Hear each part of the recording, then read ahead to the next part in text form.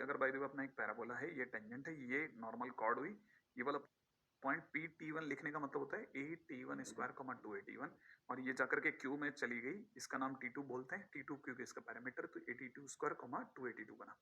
अच्छा, अब इनमें रिलेशन क्या होता है ना, टी टू और टी वन में, टी टू इस गुण में माइनस टी वन माइनस का टू बाई टी वन, ये बहुत काम का रिलेशन है।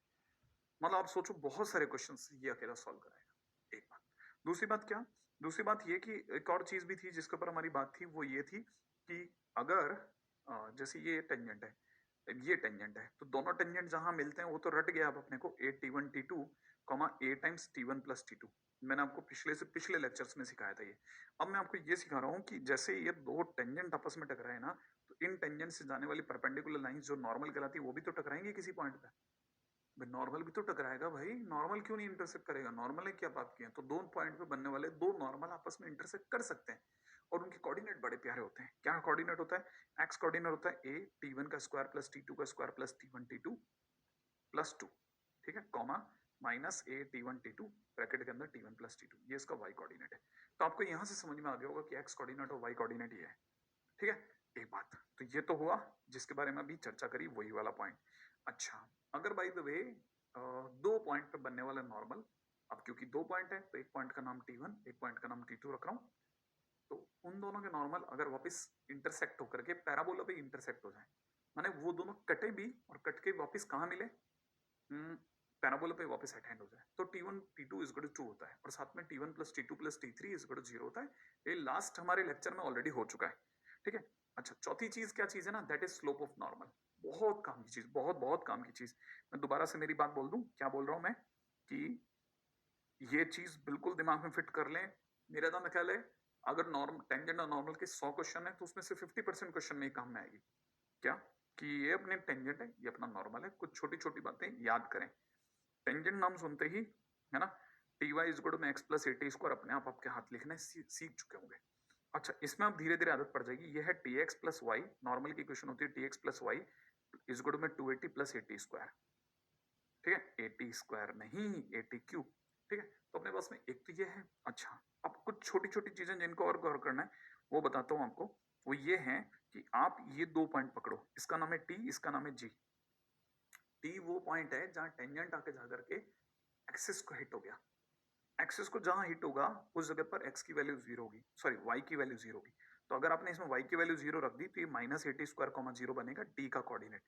कितना बनेगा, minus eighty square comma zero. उसी प्रकार से जी पर भी वाई की वैल्यू जीरो है, अगर आपने वाई की जगह जीरो रख दिया तो एक्स की वैल्यू जो निकलेगी वो कुछ निकलेगी 2a प्लस एटी स्क्वायर, ठीक है। तो ये एक और पॉइंट पता होना चाहिए, साथ में ये भी पता होना चाहिए कि ये जो चीज है इसको आप प्यार से क्या बोले, टेंजेंट। अगर ये टेंजेंट है तो इसका m जो होगा वो 1/t होगा, देख लेना। उसी प्रकार से ये अगर नॉर्मल है तो जो नॉर्मल का m डैश होगा वो माइनस टी होगा, ये भी ध्यान रखना। हाँ, स्लोप ऑफ टेंजेंट 1/t और स्लोप ऑफ नॉर्मल माइनस का t, याद रखना है। जितनी ज्यादा बार आप इसकी प्रैक्टिस करेंगे, अगर जैसे हम आमने सामने बैठे होते तो मैं आपको बार बार लिखवाता रहता, चलो आओ चलो आओ। हालांकि मैं फिर भी आऊंगा वापस क्वेश्चन कराऊंगा, तो क्वेश्चन कराने के दौरान इस पे बातें करेंगे। चाहे बायोलॉजी के स्टूडेंट है, अगर आपने मैथ्स ले लिया है तो आपको पता होना चाहिए ऐसा करके ही धीरे धीरे याद होगा। वैसे आपसे तो कौन समझ सकता है कि चीजों को धीरे धीरे याद किया जाता है, ठीक है। चले आगे, क्वेश्चन ही याद कराएंगे, चलिए। हाँ भाई, अब आते हैं पहले क्वेश्चन की तरफ। पहला क्वेश्चन आईआईटी में आया वो क्वेश्चन है, ठीक है। मैं बार बार पिछली बार भी जब थ्योरी पढ़ा रहा था तब भी बोला था कि कुछ चीजों को याद रखना है, तो उसी तरह की याददाश्त से भरा हुआ क्वेश्चन है। क्वेश्चन कहता है कि एक पैराबोला है Y square is equal to 8x, सुनते ही एक ही जगह 2 लिख दो। आगे क्या बोलता है, डेल्टा वन। डेल्टा वन बोले तो ट्रायंगल, ट्रायंगल सुनते ही कान खड़े हो जाने चाहिए। डेल्टा वन अपने आप में ऐसे ट्रायंगल का एरिया है जो कि फॉर्म किया जा रहा है एलआर के एंड पॉइंट और एलआर के एंड पॉइंट और इस पॉइंट से मिला करके, ठीक है। अच्छा, माने हमारे पास 3 पॉइंट है। कौन कौन से 3 पॉइंट है हमारे पास? जो 3 पॉइंट प्यारे प्यारे हैं वो ये हैं, एक तो एल आर के एंड पॉइंट्स, ठीक है, जो कि मैं आपको बता सकता हूँ वो है 2,-2,4 और 2,-4। कैसे कैसे करते हो सर आप ये फटाफट? अरे मुझे याद है भाई, a,2a और a,-2a, ऐसे सोच लेता हूं मैं। a की जगह 2 ही तो रखना है, तो 2,4 और 2,-4, दैट्स इट, ठीक है। चलो एनीवे, तो अब ये दूसरा तीसरा पॉइंट क्या है? तीसरे पॉइंट का नाम है 1/2,2, ठीक है। तो ये 3 पॉइंट मिला करके एक ट्रायंगल बना रहे हैं जिसका ये वाला एरिया है। और इसका नाम है डेल्टा 1। अच्छा आगे क्या बोल रहा है, डेल्टा 1, अच्छा ये डेल्टा 2 है, and delta 2 be the area of the triangle formed by drawing tangent at P and at the end point. ओहो, डेल्टा 2 कौन है? डेल्टा 1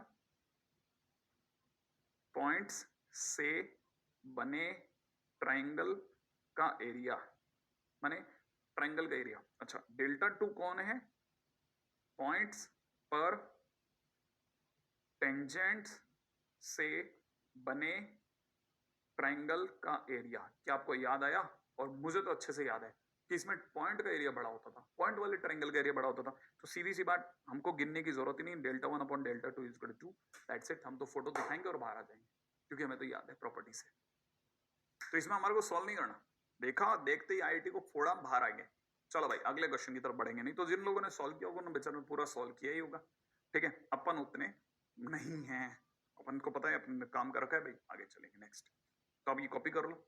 मेरा जान लगा बैठते ही इतने प्यारे से क्वेश्चन से आपका दिल बहल जाएगा, राइट। चलो अब चलते हैं आगे, है ना। इसका डायग्राम वगैरह आपने पहले ही बना रखा है, तो मैं क्या दोबारा बनाऊं। ठीक है आगे बढ़ते हैं। क्या कहता है क्वेश्चन वाला, AB and AC are tangents to the parabola this. Okay. Okay. P1, P2, P3 are the length of the perpendicular from ABC respectively on the tangents to the curve. P1, P2, P3 are this. Okay. देखो भाई जो मेरे को समझ में आ रहा है उतना मैं बता देता हूँ कि पहली बात तो इस कहानी में एक पैराबोला है। अच्छा, और उसमें देखो ये कह रहा है AB अपने आप में एक टेंजेंट है। क्या कौन टेंजेंट है? AB। अच्छा आप में से कोई समझ सकता है AB, अगर किसी ने आपको AB बोला और AC बोला तो आपको पता है ये दो लाइन है, ये अपने आप में दो लाइन है, हाँ या ना। इनमें कॉमन पॉइंट क्या है? इनमें कॉमन पॉइंट है A, माने A उन दोनों का कॉमन पॉइंट है। इसका मतलब ये कि मैं अपनी तरफ से दो लाइंस बना देता हूं, ठीक है, और दोनों क्योंकि टेंजेंट है इसलिए मेरे को ऐसा लगता है कि A वो पॉइंट है जहां से स्टार्ट हुआ होगा और B वो पॉइंट है जहां टेंजेंट बना होगा। अच्छा दूसरी बात ये कि C वो पॉइंट है जहां दूसरा टेंजेंट हिट हुआ होगा। तो पहली बात B और C को देख के आइडिया लगता है। अच्छा क्योंकि ये दोनों पॉइंट B और C अपने आप में, ये पहली चीज जो मेरे को समझ में आई। दूसरी बात मुझे समझ में आई, B, C lies on parabola. सोचते चलो हाँ या ना, फटाफट सोचो। यही बात समझ में आती, B और C कहाँ पे? पैराबोला पे। सोचते जाना हाँ या ना, हो गया। अच्छा अगर ये पैराबोला पे है तो B की जगह मैं T1 लिख करके और यहाँ लिख देता हूँ 81 स्क्वायर कॉमा 281 लिख दूं। अच्छा चलो C की जगह मुझे क्या लिखना चाहिए? 82 स्क्वायर कॉमा 282 लिखना चाहिए ना। अब तो धीरे धीरे समझ में आने लग गया। अच्छा AB और AC क्या है? टेंजेंट्स हैं। टेंजेंट्स आपस में जाके कहाँ टकरा रहे हैं? A पर। तो इसका मतलब ये कि तीसरी चीज मुझे समझ में आ रही है, A is point of intersection of क्या? टेंजेंट्स, हाँ या ना। अच्छा दो पॉइंट्स, दो टेंजेंट्स अगर जहां पे जाके टकराते हैं उसके कोऑर्डिनेट याद हुए या नहीं हुए? अभी भी याद हो गए थोड़े थोड़े। तो जरा जो मिला लेते हैं, A T1 T2 comma A bracket में T1 प्लस T2। अब तो याद हो रहा है धीरे धीरे, ठीक है। अच्छा अब आगे बढ़ते हैं। तो मुझे अभी तक फर्स्ट लाइन तक आया हूं, अब पढ़िए आगे। P1 P2 P3 कौन है? लेंथ ऑफ परपेंडिकुलर्स है। अच्छा लेंथ ऑफ परपेंडिकुलर किससे? ABC से। किस पर? मैंने परपेंडिकुलर किसी पे तो गिरा होगा ना, किस पर? To any tangent on the curve. किसका टेंजेंट? कर्व का। कर्व कौन है? पैराबोला। पैराबोला का टेंजेंट दो तो काम में आ ही रहे, कोई और टेंजेंट है आपके दिमाग में? नहीं है ना। देखो मैं बताता हूं, अब यहां यही स्मार्टनेस दिखानी थी। ये जो है लाइन, आप में से कई लोगों को याद होगा, इसका नाम क्या है? क्या है इसका नाम? टीवी, है ना। इसको आप टेंजेंट एट वर्टेक्स बोलते हैं या नहीं बोलते हैं? बोलते हैं। तो इसने कहा था कोई भी टेंजेंट चलेगा, तो फिर टीवी भी चलेगा। अब हमने क्या किया, इससे परपेंडिकुलर डलवाए। किस किस से? P1 अपने आप में A से डलने वाला परपेंडिकुलर है, माने ये लाइन P1 है, माने ये जो लेंथ है ना ये P1 है। क्लियर? अच्छा आप में से कई लोगों को पता होगा ये अपने आप में Y एक्सिस भी है, हाँ या ना। ये जो टीवी है ये Y एक्सिस भी है, बहुत ध्यान से सुनना। अच्छा मैंने इससे भी परपेंडिकुलर डाले, जो B से परपेंडिकुलर गिरा इस लाइन पर, है ना, वो उसकी लेंथ का नाम है P2। अच्छा और जो C से परपेंडिकुलर गिरा उसकी लेंथ का नाम है P3। राइट है। P1 P2 P3 अपने आप में परपेंडिकुलर है। किस पर? टीवी पर। आपके लिए टीवी पर, मेरे लिए नहीं, मेरे लिए तो Y एक्सिस पर। और मैं आपको बताऊं, अगर आपको कोऑर्डिनेट सिस्टम याद है तो जिसे आप P2 बोल रहे हैं, माने P2 जिस लेंथ का नाम है वो बेसिकली अपने आप में AT1 स्क्वायर भी है। P2 क्या चीज है? AT1 स्क्वायर है। अच्छा वैसे ही आपको पता होगा इस पॉइंट की कोऑर्डिनेट अगर 82 स्क्वायर कॉमा 282 है तो इस लेंथ का नाम 82 स्क्वायर है, सोचो। अच्छा, P1 जिसका नाम है ना, वो अपने आप में 8T1 T2 होगा, क्योंकि इस लेंथ का नाम 8T1 T2 है। इसमें तो कोई डाउट नहीं ना। अच्छा, अब जिन्हें ये यहाँ तक की बातें समझ में आ गई, उनके लिए बस काम खत्म है। आप थोड़ा भी दिमाग लगाओगे तो आपको एक रिलेशन याद आएगा। कौन सा रिलेशन? कि आपको ये याद होगा कि 8T1 T2 is equal to nothing but 8T1 का स्क्वायर मल्टीप्लाइड बाई 8T2 का स्क्वायर। और ये मैंने सिखाया था आपको। मैंने कहा था कि 8T1 T2 अपने आप में क्या चीज होती है? ज्योमेट्रिक मीन होती है ना। जिसे आप 8T1 T2 कह आए वो एक्चुअल में P1 है, तो मैं यहाँ P1 लिख देता हूँ। लिख दूं? 8T1 स्क्वायर बोलिए है वो अपने आप में P2 है, मैं यहाँ P2 लिख देता हूँ। इन और ये 8T2 स्क्वायर क्या है? P3 है। तो P1 इज इक्वल टू में रूट ओवर P2 P3 है ना। तो आप में से किसी को अगर गलतफहमी ना ही हो रही हो, P1 का स्क्वायर इज इक्वल टू में P2 इंटू P3। और आपको पता होना चाहिए कि जब भी दुनिया में B square is equal to AC वाला फॉर्म आता है तो इसका मतलब ABCGP में होते हैं, हाँ या ना? होते हैं ना। तो इसका मतलब अब जरा ध्यान से देखना, B square is equal to AC होने पर ABCGP में होते हैं। तो अगर इसका देखा जाए तो ये इसके अंदर देखो, बी स्क्वायर का रोल कौन निभा रहा है? बी स्क्वायर का रोल ये निभा रहा है, AC का रोल ये निभा रहा है। सही है। तो ABCGP में होने चाहिए। इसका मतलब कौन कौन जीपी में होने चाहिए? जरा पढ़ के बताएंगे कौन कौन से तीन चीजें जीपी में होंगी? पढ़ के बताना जरा। एक तो P2, P1 and P3 are in GP होने थे कि नहीं होने थे? हाँ, P2, P1 and P3 GP में होने थे। जबकि यहाँ क्वेश्चन में क्या है? यहाँ क्वेश्चन में अगर आप थोड़ा भी ध्यान से देखेंगे ना, तो यहाँ क्वेश्चन के अंदर कौन पूछा जा रहा है? P1, P2, P3। जबकि कौन निकला? P2, P1, P3। तो आंसर जीपी तो है, लेकिन P2, P1, P3 के लिए, P1, P2, P3 के लिए तो आंसर इज नन। ये तीनों किसी रिलेशन में नहीं है। बहुत अच्छा क्वेश्चन था, जीपी आया भी और जल्दबाजी में जिन्होंने जीपी पे टिक कर दिया होगा सब उड़ गए। हालांकि है तो हम जैसे लोगों के लिए 2 लाइनर 1 लाइनर क्वेश्चन, हम तो देखते ही बता देते हैं कि भाई अपन ने तो जीएम प्रूफ करा हुआ, ये तो देखते बता दो ना, चलो इतना है। लेकिन अगर आप स्टूडेंट बेस पे जाके देखें तो ये छोटे छोटे क्वेश्चन भी उससे हैरान करते हैं कि अच्छा ऐसे सोच गए। हाँ ठीक है, अब आगे चलते हैं। पहले आप यहाँ तक की चीजें लिख लें, अगले पॉइंट के ऊपर बात करते हैं। क्वेश्चन बहुत कॉमन है, हर दूसरे इंस्टीट्यूट में अवेलेबल है। जितने क्वेश्चन है सारे इंस्टीट्यूट की शीट्स में अवेलेबल है। ठीक है, आपको कहीं जाने की जरूरत नहीं है, आप जो सामने बैठ के पढ़ रहे हैं इतना पढ़ना ही काफी होगा। क्योंकि इतने क्वेश्चन भी अगर आपने नॉर्मल में कर डाले तो आप बहुत बहुत बहुत बढ़िया काम कर रहे हैं, बिलीव इट और नॉट। ठीक है, देखिए अब देखिए एक साथ दोनों चीजों को उठाने का मौका मिल रहा है, टेंजेंट एंड नॉर्मल। कहां पर? At the extremities of the focal cord. बस यही रुक जाते हैं। पहले डायग्राम बनेगा, ठीक है, पैराबोला बनेगा, बन गया। ठीक है, आ जाओ टेंजेंट्स की बात कर लेते हैं। पहले थोड़ा मैं डायग्राम में जानबूझ करके पहले टेंजेंट्स का इंट्रोडक्शन करा दूं, ठीक है, क्योंकि मेरे को टेंजेंट्स का इंट्रोडक्शन कराने में बहुत जोखिम लगता है। चलो, टेंजेंट का इंट्रोडक्शन हो गया। जिन पॉइंट्स पे मिले उन पॉइंट्स को मिलाया और हमने कहा यही फोकल कॉर्ड है, यहां से दिखा देते हैं ये 1,0 से गुजर रही है। ठीक है, अच्छा, तो ये फोकल कॉर्ड है, 1,0 से पास आउट हो रही है, तो फोकल कॉर्ड होगी। फोकल कॉर्ड के एंड पॉइंट पर दो टेंजेंट दिखा दिए। अब उन्हीं एंड पॉइंट पर दो नॉर्मल उठाने। तो नॉर्मल तो परपेंडिकुलर जा रहा होता, तो एक तो यूं जाएगा और एक यूं कुछ जाएगा, तो दोनों आकर के यहाँ हिट हो गए। अब पूरी कहानी में, एंट्री में, क्योंकि कहानी की एंट्री में इन्होंने एक बहुत भयानक शब्द यूज कर लिया, फोकल कॉर्ड, तो मेरे दिमाग में तुरंत खटखट करके T1 T2 -1 तो आ ही गया था। इससे तो मैं बच नहीं सकता। ठीक है, ये दोनों नॉर्मल जिस जगह टकरा रहे हैं उस जगह का नाम x2 y2 है, ऐसा क्वेश्चन वाला बोल रहा है। दोनों टेंजेंट जहां टकरा रहे हैं उस जगह को x1 y1 क्वेश्चन वाला ऑलरेडी बोल चुका है। ठीक है, तो मैं ये हटा देता हूं ताकि यहाँ पे सफाई रहे, यहाँ हटा देता हूं, ये भी सफाई रहे। अच्छा, लेकिन आप भी बहुत अच्छे जानते हो और मैं भी बहुत अच्छे जानता हूं कि जिसे हम लोग x2 बोल रहे हैं वो नॉर्मल का पॉइंट ऑफ इंटरसेक्शन का x कोऑर्डिनेट है। इसका मतलब वो a ब्रैकेट के अंदर कितना, ब्रैकेट में T1 square plus T2 square plus में T1 T2, ठीक है, प्लस 2 है। हाँ या ना? है सर। लेकिन सर T1 T2 तो -1 है, तो T1 T2 की जगह -1 रख देते हैं। तो a ब्रैकेट में कितना हो गया? T1 का स्क्वायर प्लस T2 का स्क्वायर -1 प्लस 2। इसका मतलब कितना हो गया मेरे दोस्त? a ब्रैकेट में कितना? T1 का स्क्वायर प्लस T2 का स्क्वायर, ठीक है ना, और प्लस 1। ये कौन आ गया? x2। ठीक है, अच्छा। अब धीरे धीरे अपन y1 की बात करते हैं, y2 की बात करते हैं। y2 कौन है? नॉर्मल जहां कट रहे हैं उस पॉइंट ऑफ इंटरसेक्शन का y कोऑर्डिनेट वो कितना होता था? माइनस में a times T1 T2 bracket में T1 प्लस T2 होता था। और T1 T2 की जगह मैं -1 रख सकता हूँ, रख देता हूँ। तो -1 रखते हैं, -a -1 ब्रैकेट में कितना हो गया T1 प्लस T2, और सफाई से लिख लेते हैं तो a टाइम्स ब्रैकेट में T1 प्लस T2। ये कौन आ गया हमारा y2। अब मेरे पास x2 भी पड़ा है और y2 भी पड़ा है। ऑप्शंस में x1 x2 y1 y2 x1 y2 x2 y1 इनके बीच का रिलेशन देखते हैं, सब पहले ले आते हैं फिर देख लेते हैं, राइट है। तब तक हमारी नजरें दौड़ी दूसरी तरफ, ठीक है। हमने देखा x1 x1 अपने आप में टेंजेंट का POI है, पॉइंट ऑफ इंटरसेक्शन। बोले तो a कितना था, a T1 T2 यही था, और T1 T2 की वैल्यू -1 है इसलिए -a हो गया।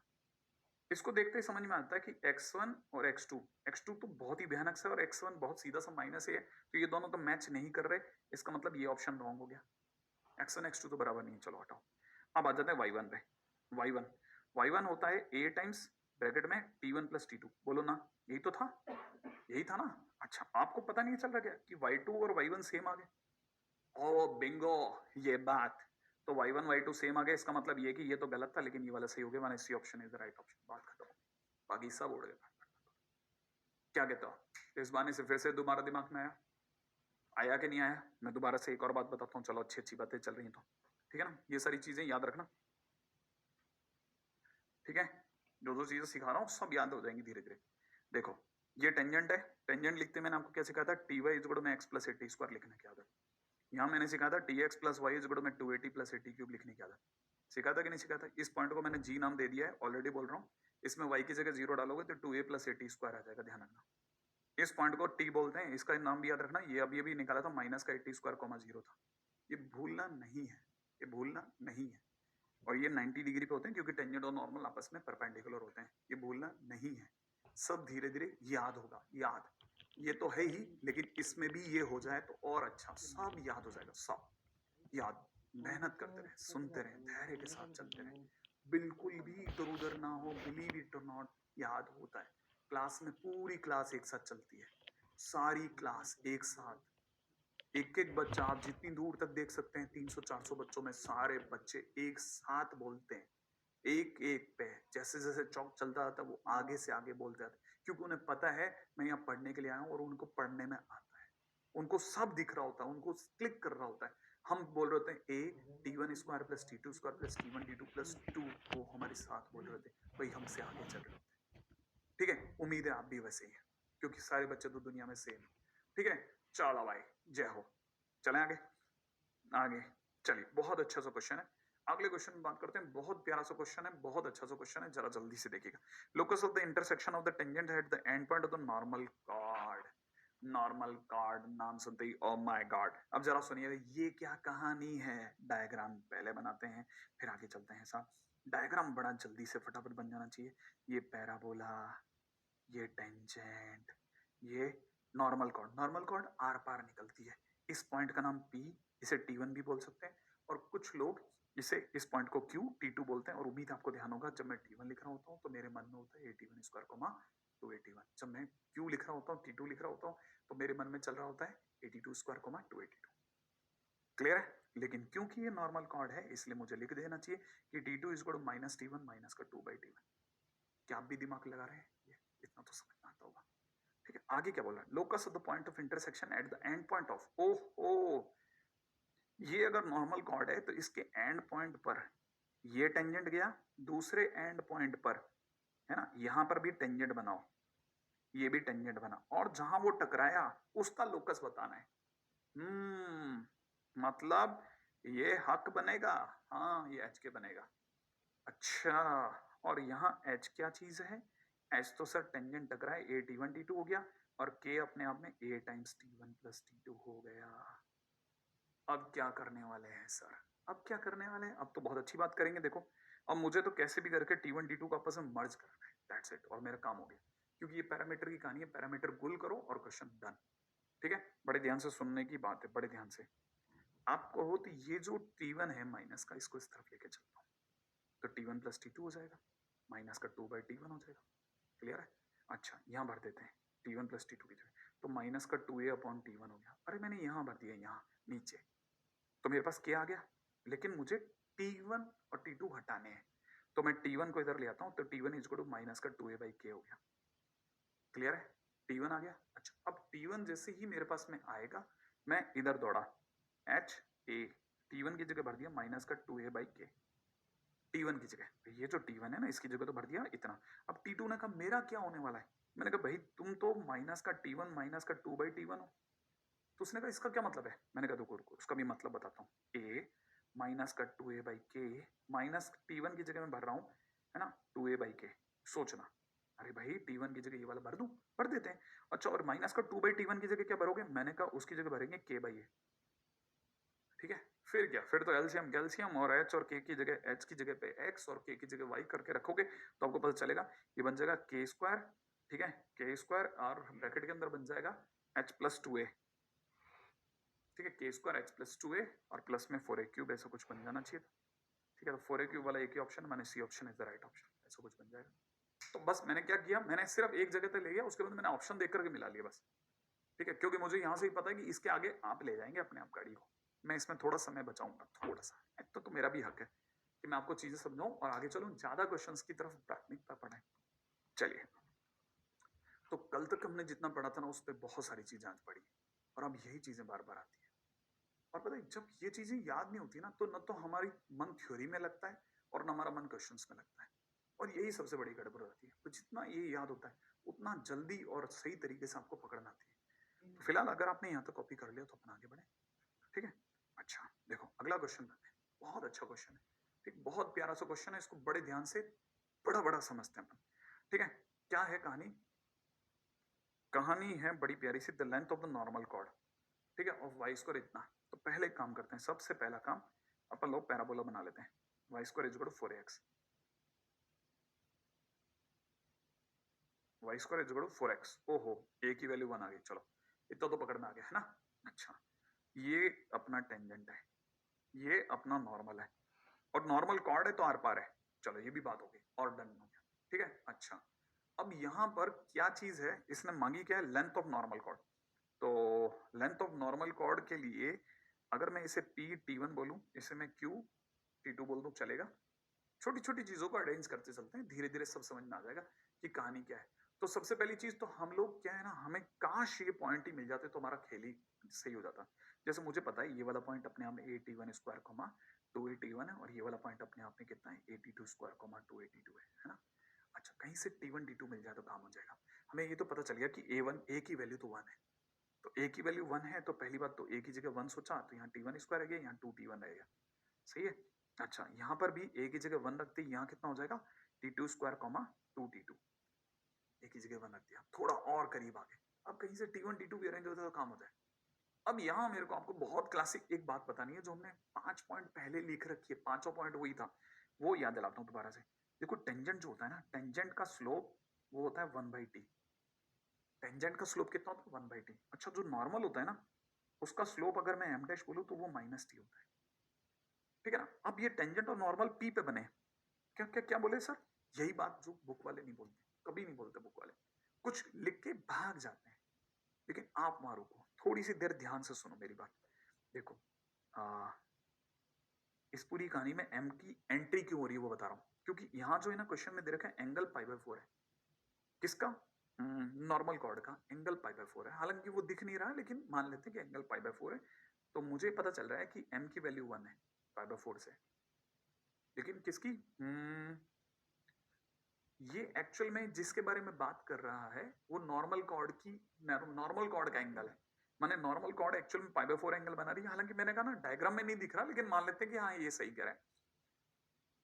तो आपको ही पता होना चाहिए कि जो नॉर्मल होता है ना, ये नॉर्मल क्योंकि T1 पे बना है, तो जो हमारा जो m होगा वो माइनस का T1 होगा।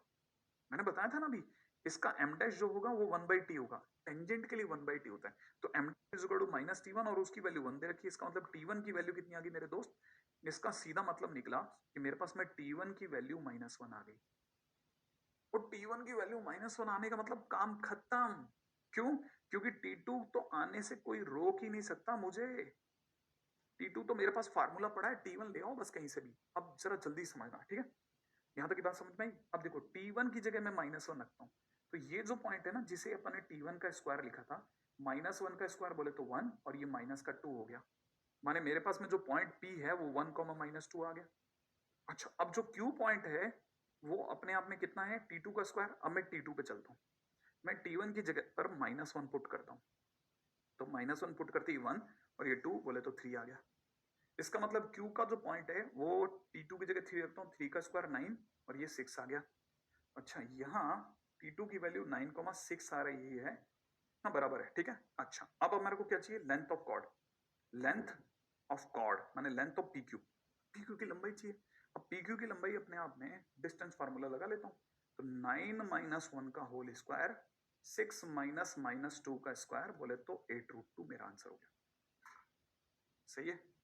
और इसका मतलब बड़ा जबरदस्त क्वेश्चन था। क्या क्या क्वेश्चन था, क्वेश्चन में m दे रखा था, मैंने उसे t से कनेक्ट कर दिया, T1 आ गया, T1 आते T2 आ गया, T1 T2 आते ही पॉइंट पड़े थे, T1 और T2 के टर्म्स में पॉइंट आ गए, पॉइंट आते ही मैंने डिस्टेंस फार्मूला लगा दिया, क्वेश्चन फिनिश। बहुत अच्छा क्वेश्चन, बहुत अच्छा क्वेश्चन। इस बहाने से हमने कुछ और चीज सीखी, ठीक है। अब अगले क्वेश्चन की तरफ बढ़ते हैं, चीजें सीखते चलो, सीखते चलते हैं अपन लगातार, खूब सारे क्वेश्चन। अगला, ए अपने आप में इस पर कोई पॉइंट है, ठीक है, ऐसा बोल रहा है, ए अपने आप में इस पर कोई पॉइंट है। अच्छा, नॉर्मल एट ए पे बनने वाला नॉर्मल जो है वो पैराबोला को दोबारा बी पे कट करता है, माने ये अपने आप में सीधी निशानी है, ये नॉर्मल नहीं है, ये नॉर्मल कॉर्ड है। और ये सुनते ही मेरे को T2 is equal to -T1 minus का 2/T1 की याद आए बगैर नहीं रही। मैं पहले धीरे धीरे समझ गया है ना क्वेश्चन को। आगे बोल रहा है ए बी अपने आप में 0 0 पर, ए बी लाइन जो है वो 0 0 पर माने वर्टेक्स ऑफ पैराबोला पर राइट एंगल बनाती है। अच्छा, राइट एंगल बनाती है, कहती है, कह रहा है कि बी पर जो स्लोप ऑफ नॉर्मल है ना, वो बताइए कितनी होगी, बी पर स्लोप ऑफ नॉर्मल कितनी होगी, उस पर बात ये करना चाह रहा है अपने से ना, बी पर स्लोप ऑफ नॉर्मल। तो मैं आपको बता दूं, स्लोप ऑफ नॉर्मल जो होती है वो हमेशा m is equal to -T1 होती है, T1 पर। लेकिन T2 पर जाने के लिए -T2 हो जाए, तो मुझे कैसे भी करके आप T2 अरेंज कर दो, मैं आपका काम कर दूंगा। क्लियर है। अच्छा, अब धीरे धीरे चलते हैं, पहले फोटो पे आते हैं, ठीक है। ये फोटो है, ए पर बनने वाला नॉर्मल बी पे हिट हुआ है ना। क्वेश्चन बहुत आसान है, बहुत आसान। अच्छा, अब ए और बी दोनों मिलकर के पैराबोला के वर्टेक्स बोले तो 0 0 पर 90 डिग्री बना रहे हैं, एक बात है ना। दूसरी बात सुनो, ये भी आपको पता होगा कि जैसे ही मैं पैराबोला के किसी भी पॉइंट T1 को ओरिजिन से मिलाता हूं, इसकी स्लोप जो होती है ना, वो 2/T1 हो जाती है। इसकी स्लोप जो होगी वो m2 is equal to 2/T2 हो जाएगी। और क्योंकि ये दोनों परपेंडिकुलर हैं तो m1 m2 is equal to -1 का मैं यूज करूंगा। क्लियर है। यहाँ नॉर्मल कॉर्ड है, ध्यान रखना, ठीक है। तो आपको ये पता होना चाहिए कि अगर ध्यान से देखा जाए तो मेरे को m is equal to -T2 का यूज करना है, वो तो मैंने पहले बोल दिया था, ठीक है। अच्छा, मैंने इसका यूज करा है ना, m1 m2 is equal to -1 का, मेरा T1 T2 -4 आ गया, आ गया। अच्छा, अब मुझे कैसे भी करके आप T1 दिलवा दो, T1 दिला दी माने T2 मैं अपने आप ले लूंगा, उसमें कोई डाउट नहीं आएगा, बहुत आसान सा काम है। तो T1 T2 अगर -4 है तो T2 की वैल्यू -4/T1 होगी, होगी। अच्छा, लेकिन T2 तो साथ में क्योंकि नॉर्मल कॉर्ड है तो T2 is equal to -T1 minus का 2/T1 भी होता है, भाई ये तो होता ही है। और T2 की एक रिलेशन ये वाला है, एक रिलेशन ये वाला है, तो एक काम करते हैं T2 गुल कर देते हैं आपस में। तो जैसे ही मैं T2 को मैच करूंगा, मैं T2 की जगह पर ये 4/T1 रख देता हूँ, जैसे मैं यहाँ रखूंगा मेरा ये रिलेशन आ जाएगा, तो ये तो एक क्वाड्रेटिक बनाएगा, एलसीएम लेते ही बनाएगा, बिल्कुल बनाएगा। तो मेरे को पता है इसको सॉल्व करने के बाद में T1 का स्क्वायर इज इक्वल टू 2 माने T1 इज इक्वल टू ±√2 आ जाएगा, आ जाएगा, इसमें भी कोई डाउट नहीं, ठीक है। और फिर मैं क्या करूंगा, मैं T2 की वैल्यू निकालूंगा। अगर मैं ±√2 भी रख लेता हूं तो मुझे पता है मेरे को ये ±√2 उठा करके यहाँ रख देना है, तो T2 इज इक्वल टू मेरा कितना निकल जाएगा, -4/+-√2, ठीक है। तो जिस दिन मैं प्लस का यूज करूंगा तो फिर उस समय पर माइनस का 2√2 आएगा, और जिस दिन मैं माइनस का यूज करूंगा उस समय प्लस का √2 आएगा। इसका मतलब मेरा आंसर T2 का -+2√2 ही आने वाला है। और मेरे को ये पता है कि m इज इक्वल टू में है ना, m इज इक्वल टू में इसकी माइनस प्लस की जगह प्लस माइनस हो जाएगा 2√2, माने मेरा आंसर वही रहेगा, माने मेरा m इज इक्वल टू ±2√2 ही रहेगा। मैंने क्या किया, ये T1 उठा करके मैंने इस रिलेशन में रख दिया, इस रिलेशन में, इस रिलेशन में दिख रहा है आपको, इस रिलेशन में रख दिया। तो ऐसे क्वेश्चंस भी अक्सर पूछे जाते हैं, शीट्स वगैरह में भरे पड़े रहते हैं और हम कंफ्यूज हो जाते हैं, हमको यहाँ बचना है कंफ्यूज होने से, ठीक है।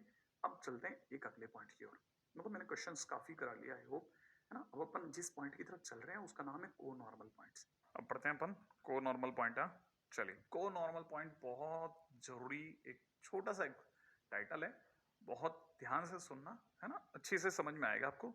बेसिकली क्या, नाम से बड़ा अच्छा सा लगता है को नॉर्मल पॉइंट, है ना, क्योंकि कहानी में नॉर्मल अपन पढ़ चुके हैं। तो अब क्या नॉर्मल में एक खास बात क्या होती है ना, नॉर्मल की अगर हम लोग चर्चा करें तो थोड़ा बेसिक समझते हुए चलते हैं। देखिए एक्चुअल में क्या है, अ, अगर हम नॉर्मल को देखा जाए तो ये सपोज ये अपना पैराबोला है, ठीक है ना। तो अपना नॉर्मल जरूर किसी ना किसी पॉइंट पी से पास आउट होगा, जिसको अपन कुछ एच कोमा के कह देते हैं, ठीक है ना। अब हमें ये पता है कि पूरी कहानी में y is equal to M X minus two A M minus A M cube इस नॉर्मल की इक्वेशन होगी।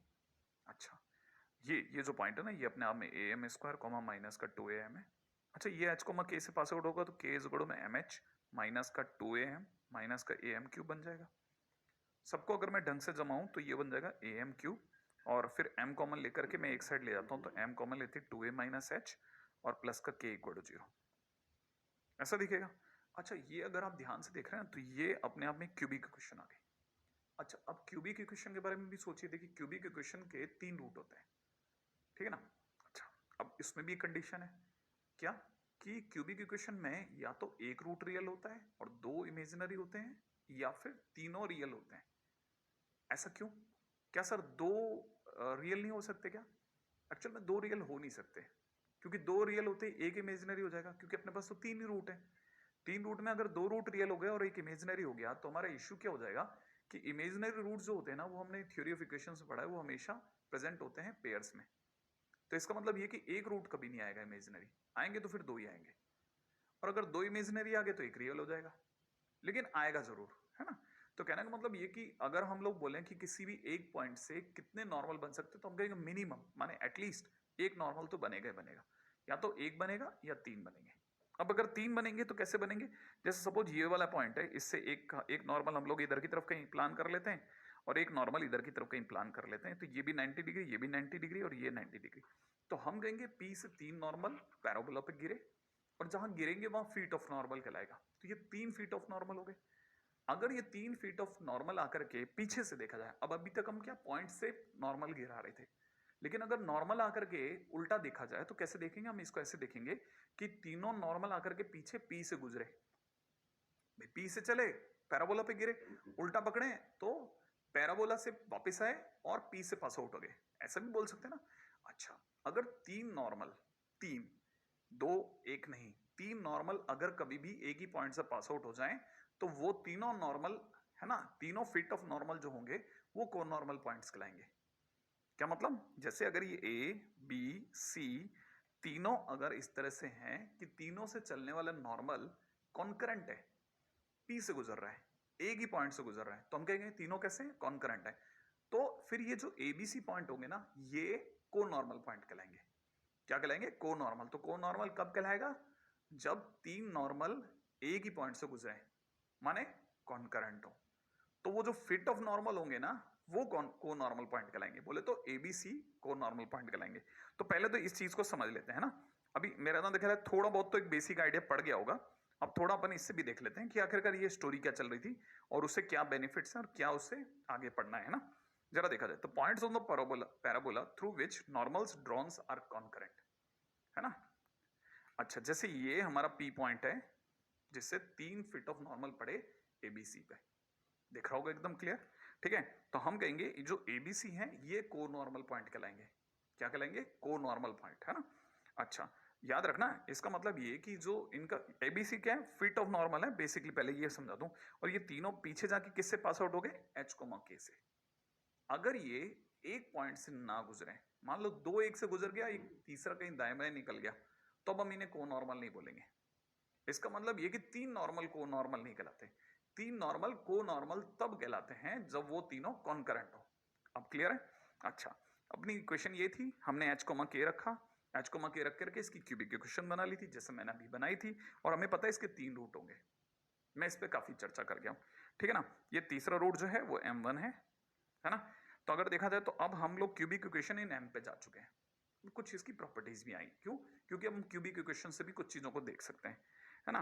तो हमें पता है कि ज्यादा से ज्यादा तीन रियल रूट होंगे या फिर एक रूट होगा। क्लियर है?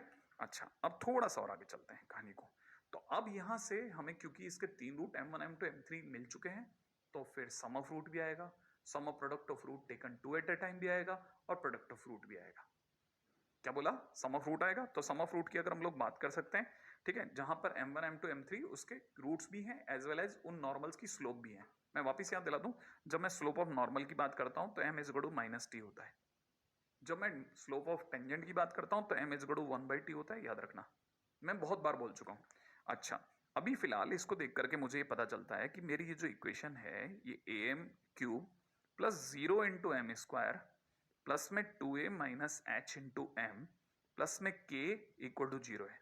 कहने का मतलब, क्यूबिक इक्वेशन को अगर उसकी डिग्री के घटते क्रम में डिक्रीजिंग ऑर्डर में अगर मैं रिप्रेजेंट करूं तो वैसे करूंगा। पहले एम क्यूब आएगा, फिर एम स्क्वायर आएगा, फिर एम आएगा, और फिर कांस्टेंट आएगा, ऐसे आएगा ना।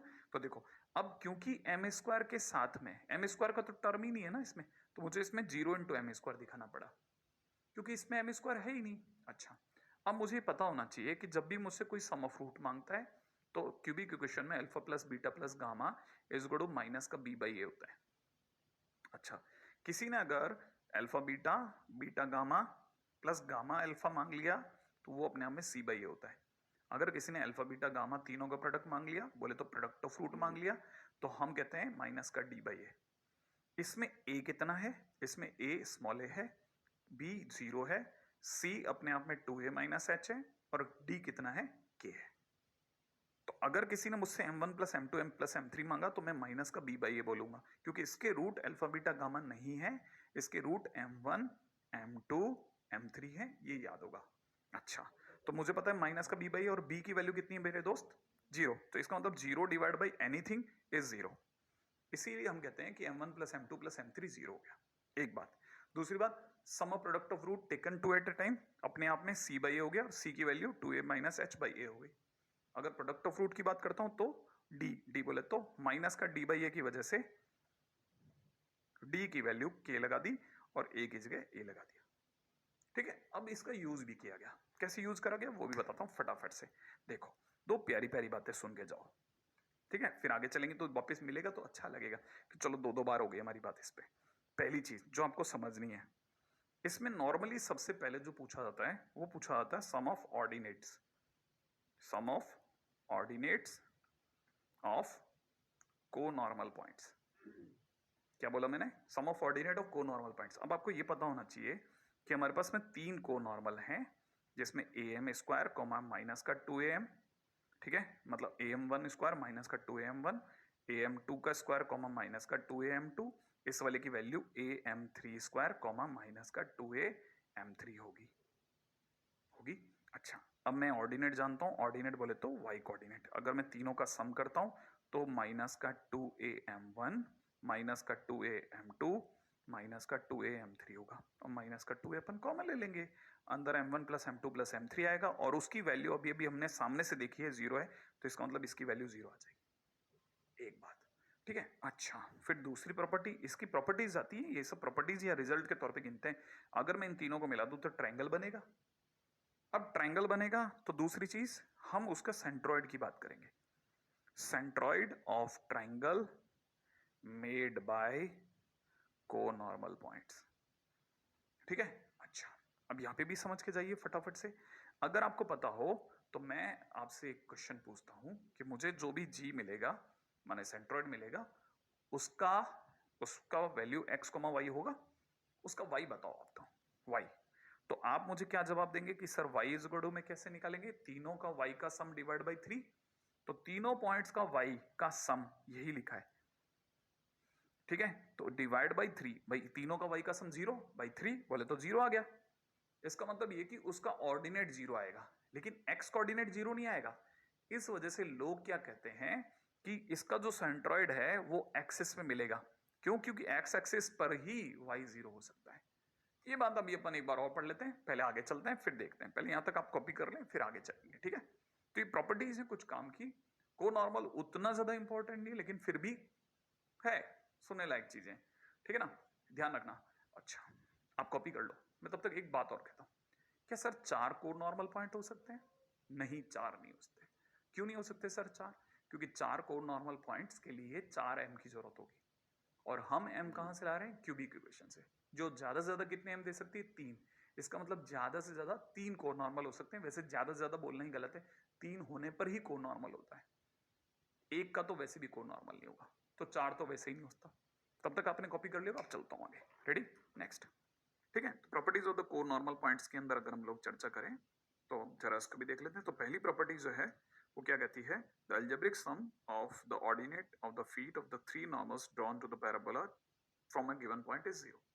भाई ऑब्वियस सी बात है, हमने अभी भी निकाला था तीनों ऑर्डिनेट्स का जहां पे भी को नॉर्मल के फीट गिरे थे, ठीक है, मतलब फीट थे वहां पर, अगर हमने उनका सम किया तो मैं पता चला ऑर्डिनेट का सम 0 आ गया था, है ना। और उसका लॉजिक क्या था कि हमारा पहला पॉइंट जो था वो ये था, दूसरा ए बी सी, हमारे पास 3 पॉइंट थे, ठीक है, जो डायग्रामेटिकली अगर देखना चाहें तो ये है, ठीक है। अगर मैं इनके ऑर्डिनेट का सम करता हूं तो ऑर्डिनेट बोले तो वाई कोऑर्डिनेट, और वाई कोऑर्डिनेट का अगर मैंने सम किया तो वाई कोऑर्डिनेट का सम ये होगा, -2a कॉमन आएगा, ये 0 हो जाएगा, क्योंकि हमें पता है m1 + m2 + m3 = 0 है।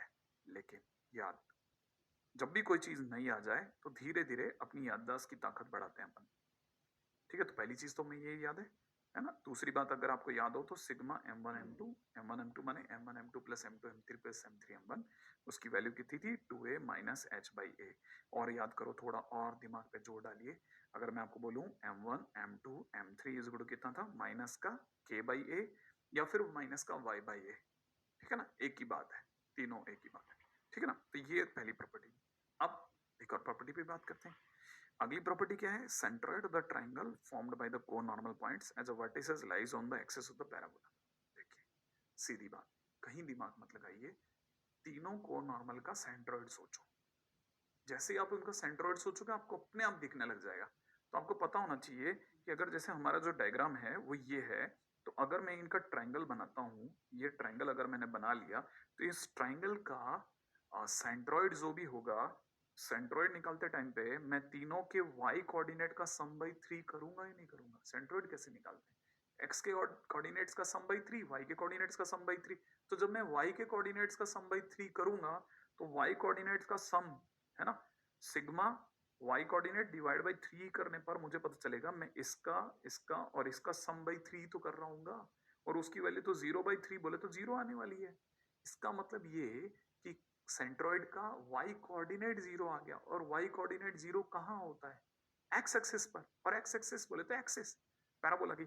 एक क्वेश्चन देखिएगा बड़ा, इसे थर्ड फीट ऑफ नॉर्मल भी निकाल सकते हैं, जैसे ये क्वेश्चन है। क्वेश्चन में किसी ने दिया है कि if 2 of 3 feet of the normal are this, ठीक है, 1,2 एंड 1,-2, और कहता है थर्ड फुट बताओ क्या होगा।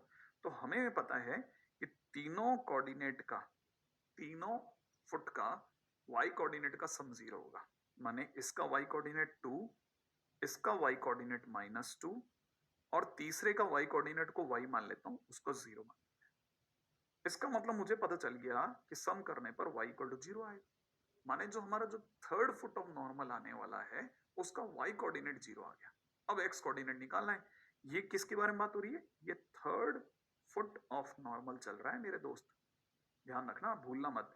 अब ये y = 0 उठा करके हम लोग उठा करके y² 4x में रख देते हैं, क्योंकि है तो वो पैराबोला भाई, तीसरा पॉइंट भी। तो जैसे ही मैं y की जगह 0 रखूंगा, मुझे पता है 4x = 0 आ जाएगा, माने x की वैल्यू भी 0 आ जाएगी। इसका मतलब मेरा जो पॉइंट आया तीसरा, वो 0,0 आ गया, क्योंकि x भी 0 y भी 0। तीसरा फुट ऑफ नॉर्मल क्या आएगा? 0 0। मतलब इतनी सिंपल क्वेश्चन होते हैं, मात्र 2 लाइन के। मैंने ये भी जो लिखा वो भी आपको समझाने के लिए लिखा। एक और क्वेश्चन करते हैं, देखो आप जरा। जैसे क्वेश्चन में हमें किसी ने कहा कि अगर दो नॉर्मल जो हैं y² = 4ax पर अल्फा और बीटा करके दो एंगल बना रहे हैं, और उनमें tan अल्फा और tan बीटा = 2 है, तो कहता है लोकस ऑफ द पॉइंट बताओ। ओके, पहली बात तो दो नॉर्मल होंगे नहीं, होंगे तो या तो 3 होंगे या 1 होगा, तो इसका मतलब थर्ड भी पूरी दुनिया में कहीं ना कहीं है। अच्छा, जो दो नॉर्मल हैं उनके एंगल अल्फा बीटा है, इसका मतलब ये कि अगर उनके एंगल अल्फा बीटा है तो अल्फा का tan अल्फा उनका m1 दे रहा है और ये m2 दे रहा है, और m1 m2 = 2 है। अच्छा, कहानी में 3 नॉर्मल से कम नहीं होगा, या तो 1 होता या 3 होते। तो मुझे पता है कि अब स्टोरी में m1 m2 m3 जरूर होगा, और m1 m2 m3 माइनस का k/a बोले तो y/a होगा। अच्छा, अब m1 m2 की वैल्यू आपको दे रखी है 2, तो इसका मतलब 2 times m3 is equal to minus का y बाई ए। इसका मतलब m3 की वैल्यू कितनी निकल गई मेरे दोस्त, माइनस का y बाई 2। अच्छा, m3 आ गया, इसका करोगे क्या सर? भाई हमें तो लोकस निकालना है। अच्छा, अब यहाँ लोकस को लेकर के थोड़ा सा दिमाग लगाना पड़ेगा। भाई लोकस निकालना है तो हमें HK पे जाना पड़ेगा, जाना ही पड़ेगा, HK पे जाना पड़ेगा। अच्छा, अब ये जो HK है ना, उसके लिए अगर मैं आपको लेकर के चलता हूं तो बड़े ध्यान से सोचना। ये इस तरह से है कि हमारे को पता है 3 पॉइंट पे एक तो नॉर्मल यहां गिरा, दूसरा नॉर्मल कहीं यहां गिरा और तीसरा नॉर्मल किसी इस जगह आके गिर रहा है, और ये तीनों का जहां कंबाइन हो रहा है वहां एच के। ये एच के वही है जो वाई बाई, ये यहां पर एच के की जगह पर मैंने एक्स कोमा वाई ले रखा है अभी ऑलरेडी, क्योंकि अदरवाइज तो ये माइनस का के बाई होता था। अच्छा, ये सारी की सारी कहानी आई कहां से थी? ये सारी की सारी कहानी आई थी y इज इक्वल टू में एम एक्स माइनस का 2am माइनस का am क्यूब से। अच्छा, फिर सबको अगर मैं एक तरफ ले आता हूं तो am क्यूब प्लस में 2a minus X into M plus, ये तो हुआ m प्लस का y इक्वल टू 0 होता था, याद आया कुछ हल्का हल्का? अच्छा, अब और इसमें क्या चीज फंसा सकते थे? अब इसमें हमको ये पता है कि जो हमारा m3 है that is nothing but m। ये है तो m का ही रूट, क्योंकि इसी के 3 रूट बनते थे, m1 m2 m3, इसके 3 रूट ये थे। इसका मतलब m3 भी इसी का पार्ट था। इसका मतलब m3 की वैल्यू जो आई है वो इसको सेटिस्फाई करेगी। तो मैं जो m3 की वैल्यू आई है माइनस का y बाई 2 है वो मैं m की जगह रख देता हूँ और मेरे पास एक क्यूबिक इक्वेशन आ जाएगी। और जैसे क्यूबिक इक्वेशन आई और मेरा क्वेश्चन फिनिश हो जाएगा, क्योंकि मैं लोकस पे उतर जाऊंगा, क्योंकि मैंने m3 नाम की चीज को सब्स्टिट्यूट कर दिया। अब substitution of parameter is nothing but locus, है ना? अब जरा इस चीज को थोड़ा विजुअलाइज कर लेते हैं, जो मैंने सिखाया, जो मैंने थोड़ा बहुत बताया उसको एक बार और देखते हैं। रेडी? जरा देखिएगा, क्वेश्चन के अंदर चलते हैं। रेडी? अब जरा देखिएगा वापस से क्या क्या किया अपन ने। हमें ये पता है कि बाहर के पॉइंट P से अभी जो दो नॉर्मल दिए हैं वो अल्फा और बीटा पे गिर रहे हैं एंगल पे। अच्छा, इतना हमारे को समझ में आ गया। दूसरी बात हमें पता है tan अल्फा tan बीटा का मतलब m1 m2 दे रखा है, m1 m2 2 दिया हुआ है। हमें ये भी पता है कि m1 m2 m3 is equal to minus का y बाई ये होता है, उसमें m1 m2 की जगह 2 डाल देते हैं। अगर मैंने 2 डाल दिया तो मेरा m3 माइनस का y बाई 2 आ जाएगा, क्योंकि मैं इसकी जगह अगर मैं 2 पुट करूंगा 2m3 इज इक्वल टू इतना, तो m3 इज इक्वल टू इतना। अच्छा, ये m3 was a root of this equation, ठीक है ना? किस इक्वेशन का रूट था मैं दोबारा याद दिला देता हूँ, am क्यूब प्लस का 2a minus X into M plus में प्लस में नहीं, ठीक है, हाँ, प्लस के अंदर y इक्वल टू 0, इसका रूट था। तो मैं जहां जहां है मैं वहां पे माइनस का y बाई 2 पुट करता हूँ, सॉल्व करके देखता हूँ तो मेरा लास्ट में y square equal to 4x आ जाएगा। मतलब लगता नहीं है लेकिन इतना आसान भी हो जाता है, ठीक है? तो ये अपने हमें दूसरा ऐसा क्वेश्चन है जो स्टैंडर्ड में सभी जगह मिलता है, तो अपन ने ये भी देख लिया। अब चलते हैं फटाफट से और आगे, ठीक है? मतलब इतना ही फटाफट से, जितने फटाफट से अपन चलते आए, कॉपी कर लें आप।